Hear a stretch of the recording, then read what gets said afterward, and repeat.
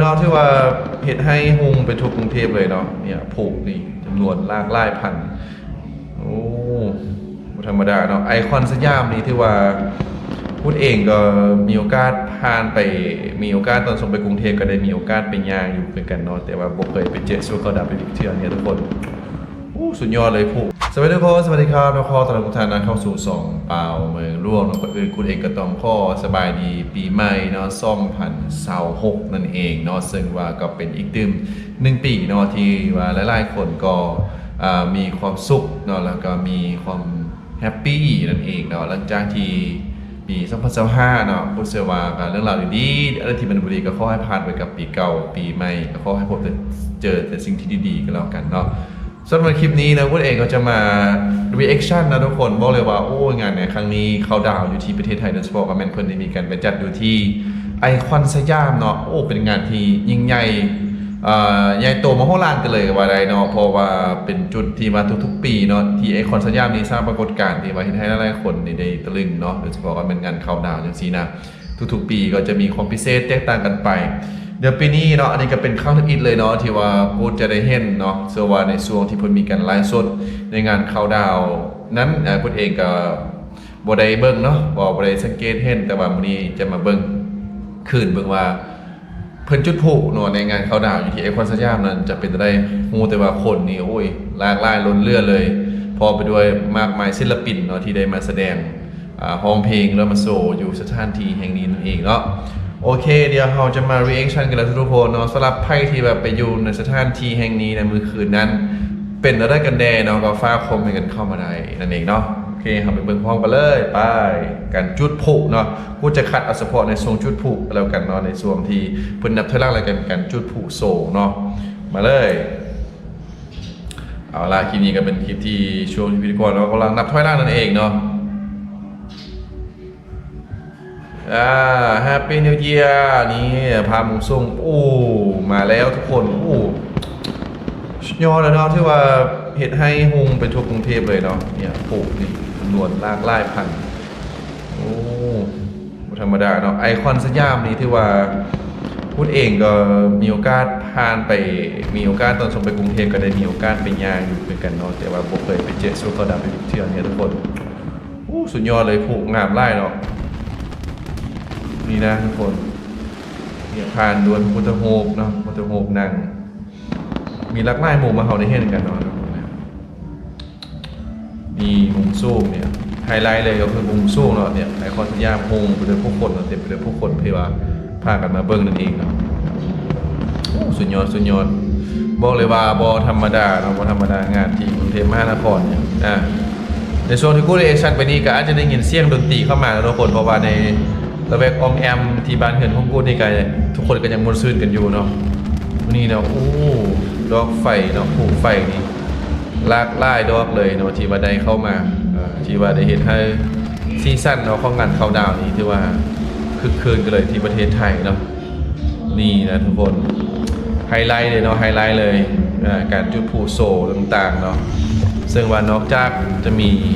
เป็นผู้แล้วเนาะที่ผ่านมาผู้เห็นก็จะมีเป็นโดรนเนาะโซโดรนอีกตื่มเนาะโซโดรนโซเองต่างนี่นะทุกคนโอ้คักนี่นะโอ้ยงามเลยเนี่ยไฮไลท์จุดนี้เนาะเนี่ยเบื้องไกลๆนี่พุ่งไปทั่วบริเวณไอคอนสยามเลยเราก็ทางกรุงเทพมหานครเราเป็นมุมสูงเนาะเนี่ยคือทางมือกองนี่เพิ่นก็จับไปทุกจุดเลยเนาะจับทุกจุดจับทุกบอลเลยให้เห็นกันเนี่ยนี่อันนี้น่าจะเป็นแถวพระสว่างนะทุกคนมาพูดขึ้นมาแล้วก็มีแม่น้ำเจ้าพระยาพร้อมเนาะแม่น้ำเจ้าพระยาพร้อมแล้วแถวพระสว่างเนี่ยนี่นะฮะโอ้สุดยอดไพ่ที่ว่าได้อยู่ในเหตุการณ์นี้เราก็ฝากความเงินเข้ามาได้เด้อเนาะเข้ามาได้เด้อเนาะเนี่ยงามนะสำหรับกูมาบอลจุดที่ว่าเพิ่นมีการสายไฟเนี่ยเบิ่งไกลๆนี่จะเป็นวัดอรุณนะกูคิดว่าเนาะใกล้ๆบุญนั้นเนาะจะเห็นเป็นวัดอรุณพร้อมเนาะนี่แล้วก็จุดนี้เนี่ยเพิ่นขึ้นพวกเป็นมุมสูงเนาะใส่โดรนในการบินต่างๆเนาะงามสุดยอดไล่เนี่ยโอ้เนี่ยบ่ผิดหวังเนาะพูดขึ้นว่านักท่องเที่ยวที่ไปในค่ำคืนนี้เนาะอยู่ในจุดนี้บ่ผิดหวังมีความสุขแฮปปี้อินดี้กันเนี่ยทุกคนนะช่วงท้ายๆก็เริ่มที่จะ ปล่อยเนาะเป็นดอกไม้ไฟหรือว่าเป็นดอกพุออกมาเป็นจำนวนไล่เลยนะทุกจุดกันเลยนะเนี่ยทุกคนที่เนี่ยอะไรชุดนี้แห่งงามเลยเนาะโอ้สุดยอดนี่นะทุกคนเนี่ยขึ้นมาพร้อมกันเลยว้าวงามไล่เนาะสำหรับคู่นี้ที่ว่าบ่มีคำติคำเนยเนาะที่ว่ามีแต่เนี่ยงดงามเนาะทุกคนเนี่ยขึ้นมาพร้อมกันแบบนี้เลยนะเนี่ยถือว่าก็เป็นอีกสิ่งหนึ่งเนาะที่สร้างความคึกคืนเนาะทั่วกรุงเทพมหานครกันเลยเนาะสำหรับงานเขาดาวอยู่ที่ประเทศไทยนั่นเองเนาะครั้งหนึ่งในชีวิตกูเองก็จะมีโอกาสไปนะทุกคนเนี่ย เนี่ยถือว่าจะเห็นเป็นแบบมุมสูงเลยเนาะโอ้งามโอ้มาทุกคนนี่หุ่งไปเลยนะฟิวคล้ายๆคือกับว่าเฮานี่อยู่ท่ามกลางหมู่ดาวได้เนี่ยระเบิดปัดสุดท้ายโอ้นี่สุดโทนโอ้โจดเที่ยวกลางแม่น้ำเจ้าพระยาไปเลยเนาะอ๋อนี่เป็นไฮไลท์เนี่ยมุมโดรนเนาะโอ้สุดยอดเบิร์ดเป็นทีเหียบหอยและนี่ก็ถือว่าทั้งเบิร์ดเนาะเป็นไฮไลท์นั่นเองนะทุกคนเนาะที่กูได้มาเบิ้งในวันนี้ถือว่ายังคงประทับใจกันอยู่นะทุกคนเพราะว่างานเข้าดาวนี้เนาะก็ว่าทั่วโลกกันเลยเนาะทั่วโลกก็จะมีการจัดขึ้นอยู่ที่ฝั่งลาวเองก็เช่นเดียวกันเนาะที่ฝั่งไทยก็เช่นเดียวกันเนาะฉะนั้นปีใหม่เนาะปีใหม่ถือว่าเป็นอีก1 ปีที่ว่าหลายคนก็จะมักเบากันนะบึ้นเดียวเนี่ยก็เบิดปีละบางคนก็ยังบ่ทันเห็นยังเทื่อบางคนก็รู้สึกว่าเวลามันไวไปซะเหลือเกินอะไรอย่างนี้ทุกคนเนาะแต่ว่าจะนั้นก็แล้วแต่เนาะก็ถือว่าในช่วงปีใหม่2026นี้นะก็ขอให้ทุกท่านเนาะจงประสบผลสำเร็จในชีวิตทางหน้าที่การเงินการงานทุกสิ่งทุกอย่างแล้วก็ไพ่ที่ว่าอย่างบ่ทันประสบผลสำเร็จยิ่งเทื่อหรือว่าอาจจะมีสิ่งที่เหมือนขัดข้องคาใจต่างๆก็ขอให้ปี2026เต็มไปด้วยความสิ่งที่ดีกันแล้วกันเนาะขอให้ทุกคนเฮงๆรวยๆแล้วก็ขอให้ทุกๆคนนั้นจงมีแต่ความสุขนะจะมีแต่ความสุขสมหวังทุกๆอย่างนะแล้วก็ขอบใจกับทุกท่านที่ว่าได้ติดตามซองฮ่องกูดมาเนาะตั้งแต่เริ่มต้นจนฮอดปัจจุบันนี้2026นี้กันที่ว่า